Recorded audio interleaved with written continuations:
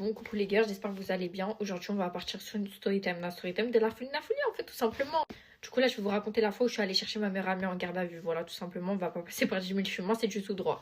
Je vous explique, vous connaissez, un jour, ma meilleure amie, elle était censée venir chez moi et tout. Maintenant, je vois que l'heure, il commence à passer, les 20h, 21h, 22h, elle est toujours pas chez moi. Je me dis bizarre qu'elle m'ait pas envoyé de message, parce que la moindre des choses, c'est quand t'es invité chez quelqu'un et que tu vas pas chez quelqu'un, c'est de la prévenir. Vous voyez ce que je veux dire? Donc bref, je vois, elle m'envoie pas de message et tout, j'essaye de l'appeler parce que je m'inquiète un peu, je me dis à tout moment elle s'est fait trancher la gorge, je ne sais pas, vous voyez ce que je veux dire, donc bref, je l'appelle, je vois qu'elle répond pas, je me dis bizarre, bizarre. Sachant que elle, vous voyez, ma meilleure amie, c'est une personne très turbulente, donc moi je savais qu'il était... En fait, il lui était forcément arrivé quelque chose, en fait, sinon elle répond, tu vois, un téléphone c'est pas pour faire beau, c'est pas pour faire la décoration, donc quand t'as un téléphone, tu réponds au téléphone tout simplement. Bref, maintenant, je vois que le lendemain, elle m'a toujours pas envoyé de message. Je me dis, bon, il faudrait peut-être penser à s'inquiéter éventuellement dans l'éventualité. Donc, moi, j'appelle sa petite maman, donc ma petite tata, vous connaissez, je l'appelle, je dis, ouais, Salem et tout. Nesrine, elle me répond pas, genre, c'est Coco, elle est où en mode, qu'est-ce qui lui est arrivé?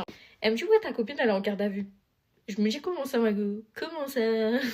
C'est-à-dire, bah, j'essaye de savoir le pourquoi du comment, etc. Elle m'a dit que oui, il y a eu bagarre et tout, mais qu'en gros, elle en sait pas plus. Je me dis, voilà, c'est ça. Elle, quand elle sort, en fait, c'est comme un chien qu'il faut tenir en laisse. En fait, au final, c'est pas possible.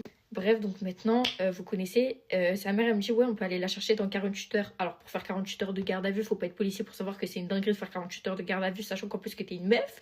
Donc, je me suis dit, mais elle s'est battue ou elle a tué quelqu'un? Parce que franchement, il y a une différence, vous voyez ce que Bref, donc maintenant et tout, les 48 heures passent, etc.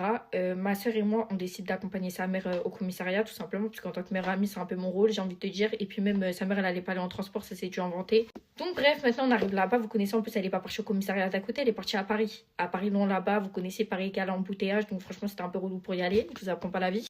Maintenant, on arrive au commissariat, etc. On voit qu'il y a un bagarre avec une policière. Je me suis dit, bon, logiquement, c'est pas elle, quoi. Elle sort de 48 heures de garde à vue, elle va pas se battre avec une policière.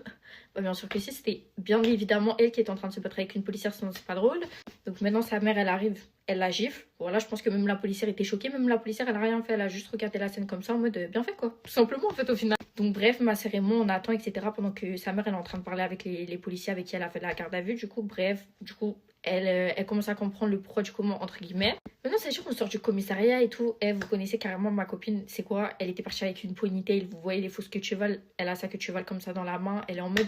En fait, on dirait qu'elle était même partie à l'armée, qu'elle était pas partie en garde à vue. Je me suis dit, mais attends, c'est quoi ça en fait? Bref, ma copine archi énervée. Sa mère, elle était archi énervée contre elle. C'est logique. Ta fille a fait 48 heures de garde à vue. Elle va pas lui sauter dans les bras. J'ai envie de vous dire, c'est un peu normal. Donc maintenant, je lui demande, bah, c'est Coco Mago en fait, pourquoi t'as fait 48 heures de garde à vue? Il va falloir forcément que tu m'expliques, tu vois ce que je veux dire, parce que moi ça me questionne un peu dans ma tête quoi.